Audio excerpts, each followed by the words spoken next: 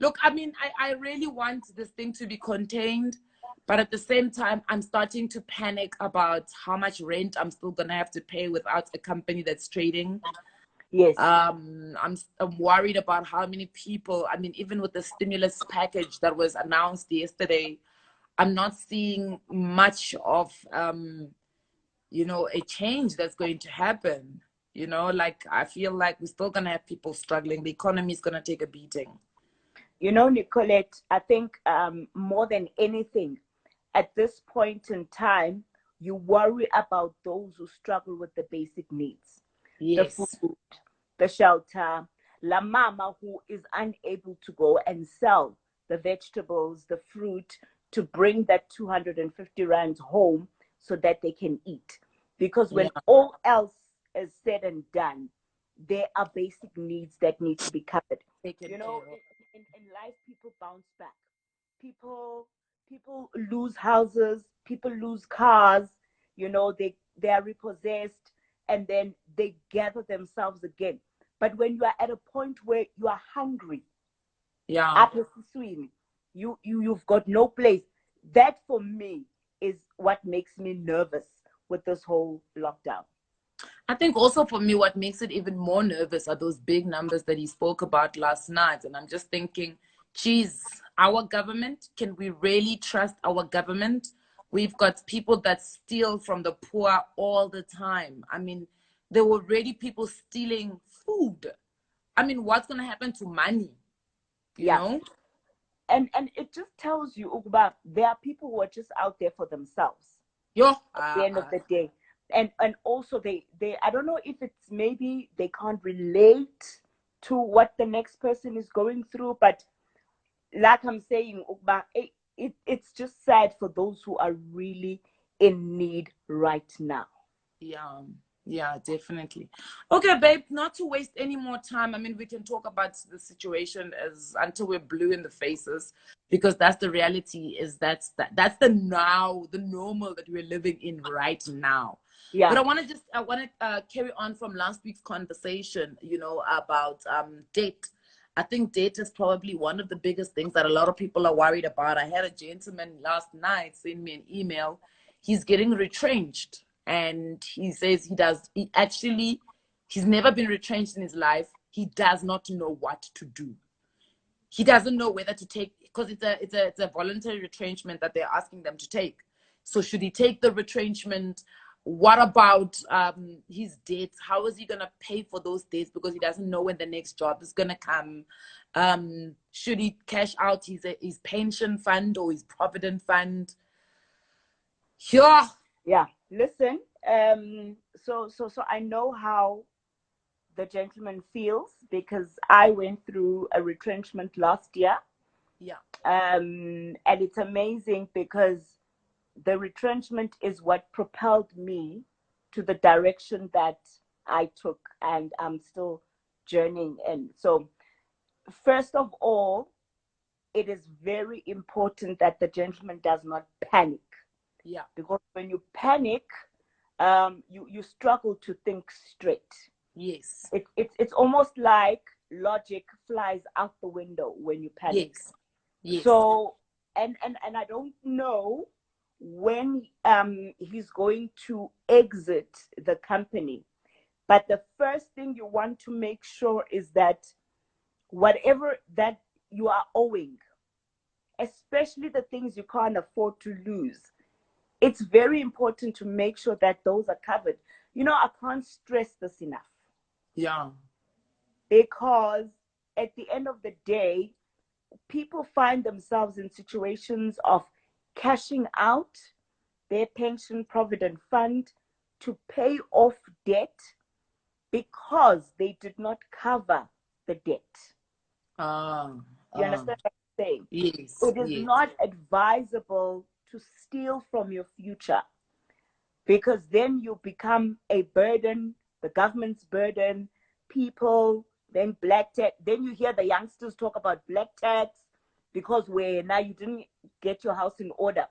So it's very important for the gentleman to make sure that his house is in order.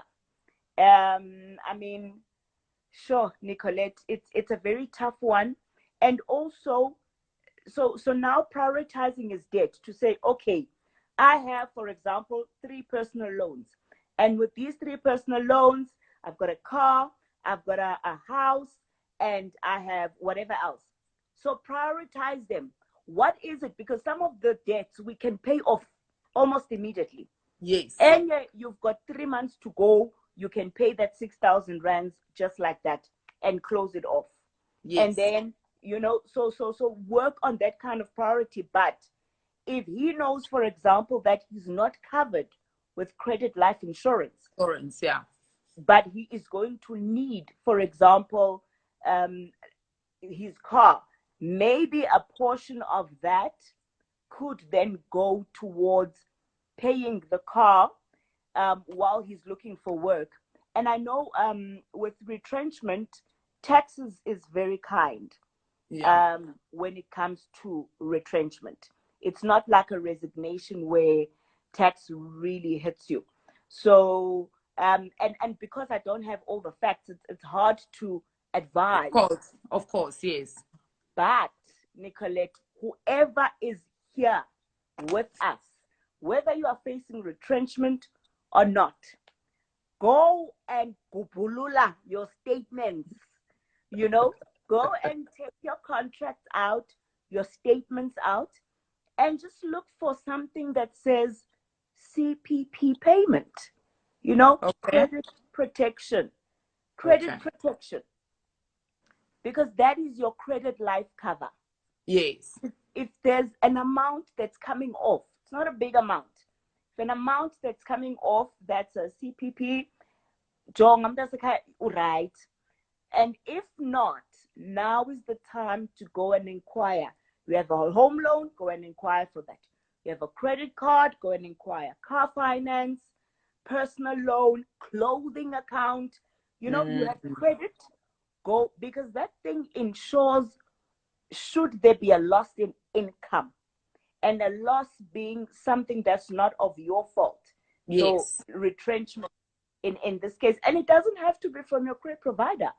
Yes. I mean, your life insurance, yes, can also be that they've got that portion, or there are other companies out there who actually offer credit life insurance, where they say, let's look at all your credit agreements and let's work everything out and say, okay, fine, this is how much you're going to be paying. And because Shem, that prediction of 370,000 job losses is no joke. It's at all. And that was just for the 21 days. Just for the 21 days. And the problem, Wena Papa, is that sometimes we don't take these things to heart until it hits home. Yes. I would talk nicely about these things until it hit my home. Yeah. And then all of a sudden, it was a back and forth. What do you mean there's a balance on this day? Now I was facing all these issues. And then when I scrutinized my own statements, I then realized, wait, hang on. These people actually owe me because they've been taking me for a ride. They've been putting all these charges here and there. So scrutinize everything now, because it's bad now, and it's every man for himself, and credit providers are also facing their own challenges. Yes.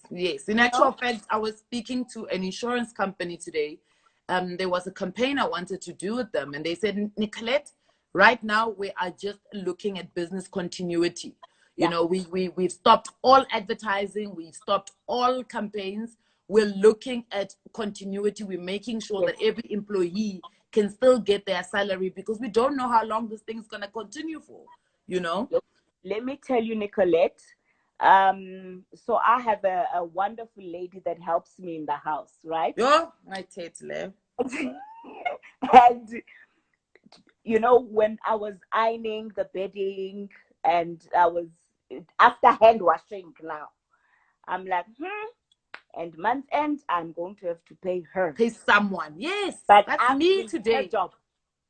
Oh, Do you get what I'm saying? Yeah. So the compassion also kicks in.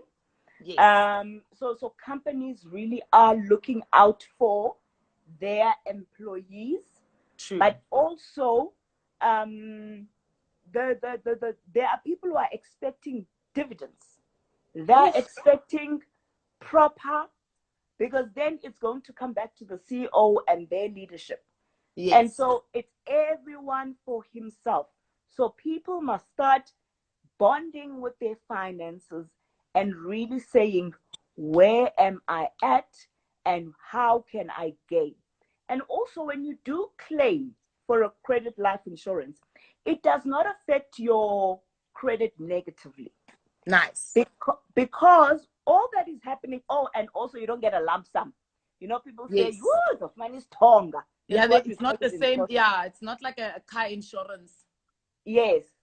So you're not going to get a lump sum, but what's going to happen is you are then covered for 12 months. So for 12 months, your installment is paid. So each and every month, you are going to get a statement that shows that your account is up to date. In the credit bureau, your account will show as okay or 0, which means you are up to date for 12 months until you are back on your feet. And so it won't affect it negatively. So what happens after 12 months if you still can't find a job? So if after 12 months, you're going to need to make an affidavit, go to the police, when's the affidavit, and then go back to the credit provider again. Okay, so do you have to prove that you were actively looking for work? I've never come across something like that where you have to prove you were actively looking for work. Yeah. So essentially, it doesn't settle the account. It just pays every month for 12 months until you are up on your feet. Yeah. In case of death, yeah, it will then settle. Okay. And I think sometimes in case of a permanent disability. Okay. Yes. But in a case of a temporary disability, in a case of loss of employment, where you resign, when you are retrenched, when you resign, no. When you are fired, no. And when you are asked to take retrenchment, voluntary retrenchment, does it still pay out? Yes. So whether it's voluntary or involuntary, it's still fine. Okay. As long as it is what? Section 189. Yeah. Okay, perfect. I think that settles that conversation, and it's a nice way